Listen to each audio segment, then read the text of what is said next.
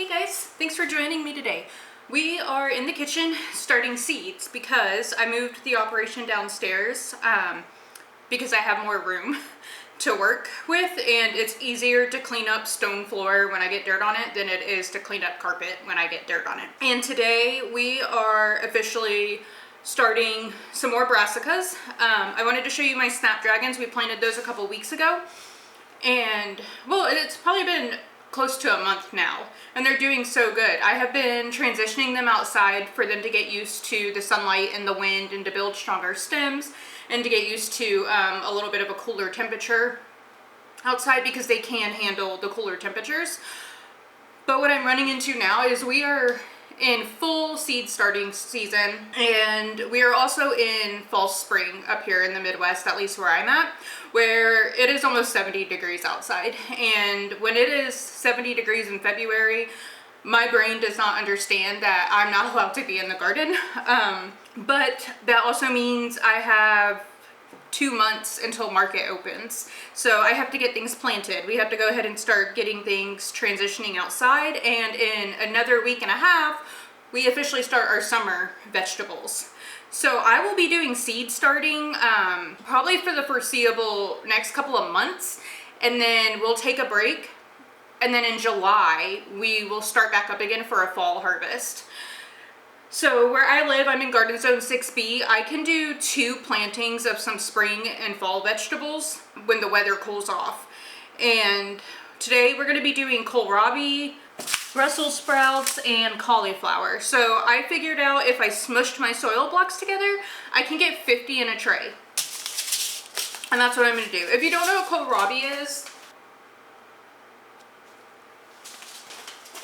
it is in the brassica family. You might have seen it in the grocery store as a green one or like a white one. I have a purple top variety, and I also have I think I have like the white and green one as well. You might hear it known as like a German turnip, I believe, but it kind of functions like cabbage, but crunchier. It gets mistaken for a bulb, but it's in the brassica family, just like broccoli, cauliflower, your Brussels sprouts. And it forms a little bulb on top of the soil, sort of like an onion. But these grow pretty quickly. This is a good one to have food on the table in about 50, 60 days, depending on outside conditions. It can handle some frost, I believe. Yep, frost hardy. Now, if you're getting down to, like we are next week, down into like the low 20s, you're probably gonna wanna offer some of your brassicas some type of like frost cover. But most of the time, your brassicas taste better once they've been exposed to some cooler weather. And I say this all the time, a lot of people think they don't like vegetables, but that's because we eat them during the wrong time of the year. Your things that we're planting today are meant to be grown in cooler weather. They do not do well in the heat. So if you're new to gardening and you're putting in a garden this year, and you're like further south where I'm from, like in Florida, you may want to do this in the fall, because you're probably pushing your window unless you buy plant starts to get a decent harvest right now. Because what's going to happen is the heat's going to set in, and they're going to do something called bolting, which is just mean they're going to go to flower, which then produces seed. And a lot of things get really bitter when they go to flower. And I feel like time is really just sneaking up on me. I kind of feel like I'm in a panic sometimes that I'm already so far behind. I'm probably not. I'm probably doing just fine. And that kind of leads me into what I wanted to talk about today.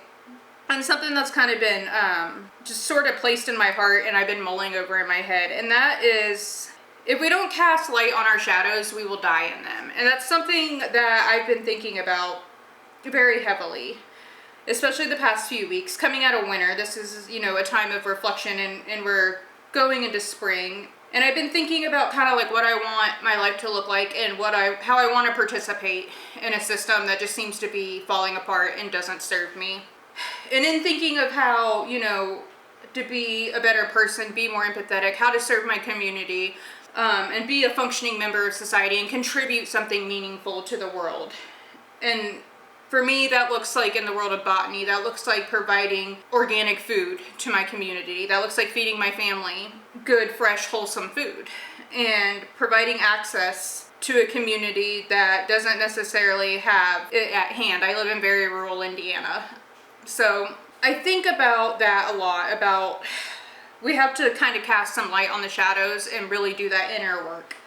But it also got me thinking of how it feels like some days I have forgotten how to see the gray in my life. And that sometimes I get so wrapped up in this black and white thinking that I don't get the full depth and dimension of the picture I'm painting in my head. I'm getting a very one-dimensional view. And if I'm not putting lights in the shadows and shadows on the lights, then I'm missing a whole spectrum of tonality to the photo. And that's something I'm learning to kind of it's something I'm relearning of how to put aside this all or nothing thinking that I've kind of trapped myself in the past few years. And thinking about what it means to be able to see those shades of gray again and see the bigger picture and see the depth of the photo that I have painted in my head. These are Brussels sprouts, just regular Long Island improved green Brussels sprouts. But thinking about how to move forward with that concept. And I realized that it feels like a lot of days that I'm not showing up in a way that feels authentic to myself sometimes. And I think a lot of that stems from watching the systems that are built in our society fail us. So our food systems. I get messages on the daily about how people are becoming more aware of what they're eating, what they're consuming, about the rising food costs. I get a ton of messages asking, when do I start? How do I start? Where do I start? And I think it's important that we have these conversations, but that we are able to approach them from different viewpoints and with a sense of nuance and with a sense of empathy and with a sense of sometimes listening, not with the intent to respond. Because I'm really bad about that. I do catch myself sometimes talking to people with the intention to respond, but not the intention to listen. And then I miss a lot of opportunities to learn from people around me. And so that's just been kind of weighing on my heart a little bit, I guess. I think about how to fix some of the brokenness that we're facing together as a society, and I realize we have to break down these one-dimensional views in our head. We have to break down the hyper-individualism that we've been programmed to participate in. And that starts with getting to know our neighbors, and that starts with sitting at tables where we've never sat before. And that starts with listening to lived experiences that you've never been through. And I think if we can all just sort of do that, we might be able to pull through whatever's going on in the world. I know it feels heavy, and there's a lot of reactionary emotions happening. And in the grand scheme of things, that's a lot of those reactions are appropriate. But when I get messages asking how to do this and how to start your garden and where to start, and you're worried about food security because we're facing all of these collapsing issues, like it's like trying to carry the weight of the world on broken backs. I just want to encourage you to just pick something and start it, and not to have this one-dimensional view.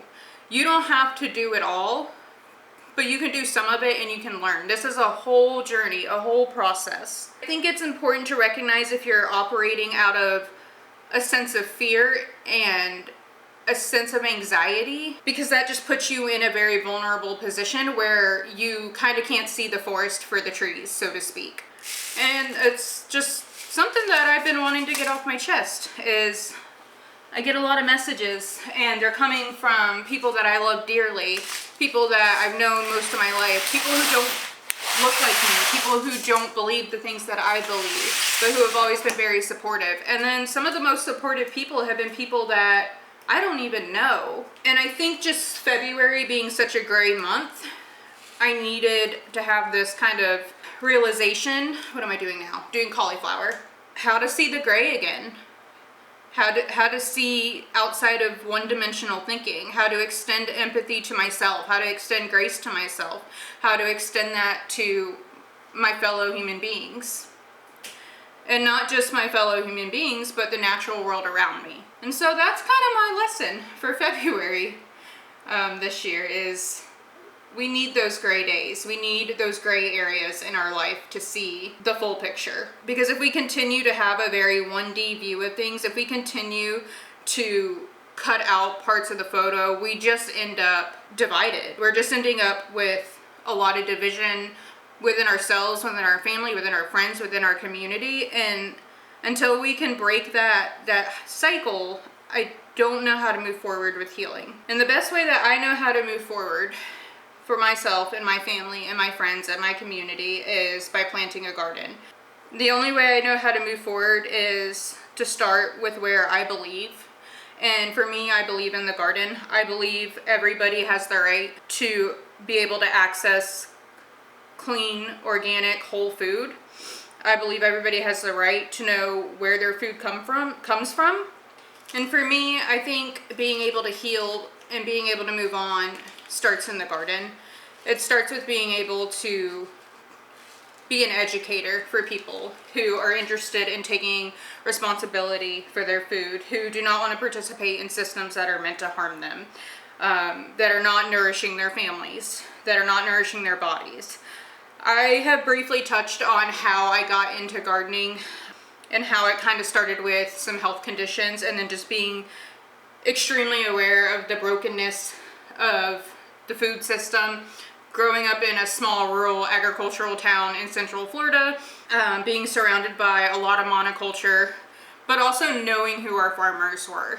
I'm just sprinkling some dry dirt over these seeds and then I'm gonna water them in. And I'm a person who kind of believes that we all sort of have a calling. We're all supposed to be doing something. And for me, that's kind of where the intersectionality of conservation and healthcare meet. And sometimes I think if we can just quiet our minds and listen, not just to other people, but to ourselves, we'll kind of find that calling. But we have to be able to look in other areas of the photo. We have to be able to look at the other shades. It's not gonna be a one-dimensional journey, and most journeys should not be one-dimensional.